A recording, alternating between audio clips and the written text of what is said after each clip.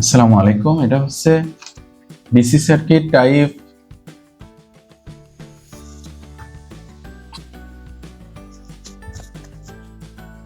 আসসালামু আলাইকুম। এটা হচ্ছে DC circuit type 4 mix circuit অধ্যায় টেসলা ভলিউম 1 এর 4th এডিশন পড়তেছি আমরা। এটা হচ্ছে প্র্যাকটিস 02 2 নম্বর প্র্যাকটিস। আমাকে বিভিন্ন কারেন্ট বের করতে বলছে। বের করতে হবে I1 অর্থাৎ এই দিক দিয়ে যে কতটুকু কারেন্ট যাচ্ছে সেটা বের করতে হবে। I2 এদিক দিয়ে কারেন্ট যাচ্ছে সেটা বের করতে হবে। I3 এইটা, আর হচ্ছে I3 এবং I4। ওকে, তো I1 I2 I3 এর কোনো ডিরেকশন দেয়নি, তার মানে I1 I2 I3 যে মানই আসুক সেটা পজিটিভ মানে আসবে। আর I1 এবং I1 এর একটা ডিরেকশন দেওয়া আছে এইদিকে, এটা ডিরেকশন উল্টা হলে মান নেগেটিভ আসতে পারে। ঠিক আছে, তাহলে আমরা অঙ্ক শুরু করি। তো আমরা I1টা দেখি আগে। দেখেন I1 বলছে সার্কিটে এই দিকে কতটুকু কারেন্ট যাচ্ছে, আর সার্কিটটা এইদিকে কারেন্ট হচ্ছে 6 অ্যাম্পিয়ার। তাহলে সার্কিটে এখানে যেহেতু কোনো সোর্স নাই, তার মানে আমরা বুঝতে পারতেছি সার্কিটে কোথাও না কোথাও সোর্স আছে। তাহলে আমার সার্কিটে ঠিক এই জায়গাটায় সোর্স আছে, এই জায়গাটায় আমার সার্কিটে একটা সোর্স আছে, এবং এই সার্কিটে কারেন্ট এইদিকে আসতেছে, সোর্স হয়ে এদিক দিয়ে। তার মানে আমি I1 সমান এই 6 অ্যাম্পিয়ার কারেন্টটা লিখতে পারি। এদিক দিয়ে যে কারেন্টটা ঢুকছে সেটা এদিক দিয়ে বের হচ্ছে, তাহলে I1 সমান 6 অ্যাম্পিয়ার। এটা হচ্ছে আমার একটা উত্তর।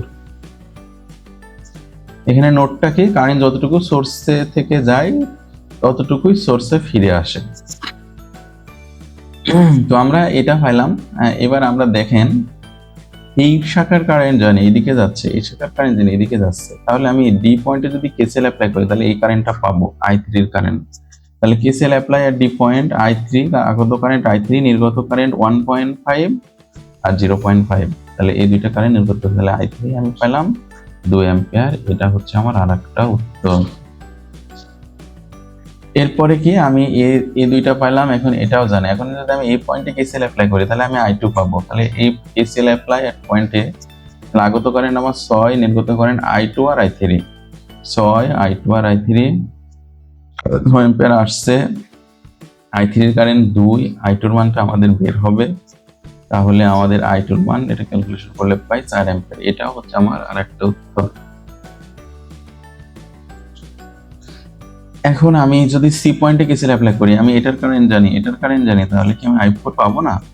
অবশ্যই পাবো। তাহলে আগত কারেন্ট আমার I2 এবং 1.5, আগত কারেন্ট হচ্ছে I2 এবং 1.5। তাহলে আমি ধরি এর কারেন্টের দিকটা এইদিকে, এর কারেন্টের দিকটা এইদিকে, এর কারেন্টের দিকটা এইদিকে।